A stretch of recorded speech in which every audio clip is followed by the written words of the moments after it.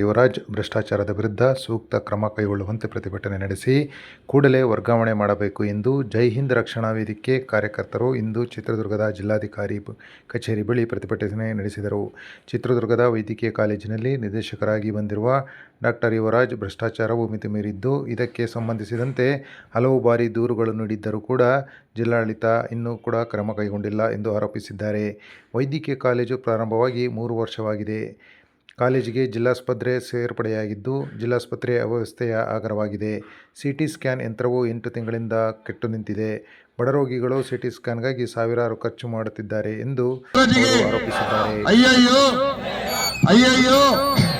ಅಯ್ಯಯ್ಯೋ ಬೇಕೇ ಬೇಕು ಭ್ರಷ್ಟಾಧಿಕಾರಿಗೆ ಚಿತ್ರದುರ್ಗ ಕಡೆಗಣಿಸಿದ ಯುವರಾಜ್ ಭ್ರಷ್ಟಾಧಿಕಾರಿಗೆ ಬೇಕೇ ಬೇಕು.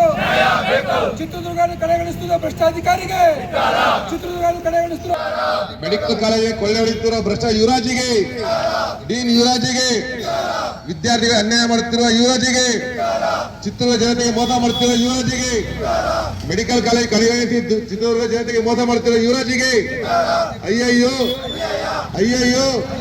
ಬೇಕೇ ಬೇಕು ತೊಲಗಲಿ ಬೇಕೇ ಬೇಕು. ಜಿಲ್ಲೆಗೆ ಸೌಭಾಗ್ಯ ಎನ್ನುವಂತೆ 3 ವರ್ಷಗಳಾಗಿ ಮೆಡಿಕಲ್ ಕಾಲೇಜ್ ಓಪನ್ ಆಗಿದೆ. ಆದರೆ ಇಲ್ಲಿ ಮೆಡಿಕಲ್ ಕಾಲೇಜ್ ಆದಾಗಿಂದ 3 ವರ್ಷ ಆಯಿತು ಮೆಡಿಕಲ್ ಕಾಲೇಜ್ ಓಪನ್ ಆಗಿ. ಇಲ್ಲಿ ಇರೋಂಥ ಒಬ್ಬ ಡೀನ್ ಯುವರಾಜನವರು ಸಾಕಷ್ಟು ಅಕ್ರಮ ಮಾಡಿ ಅಲ್ಲಿ ಮಕ್ಕಳಿಗೆ ಸರಿಯಾಗಿ ಪ್ರಾಕ್ಟಿಕಲ್ ಆಗ್ತಾ ಇಲ್ಲ, ಮೂಲಭೂತ ಸೌಕರ್ಯಗಳಿಲ್ಲ.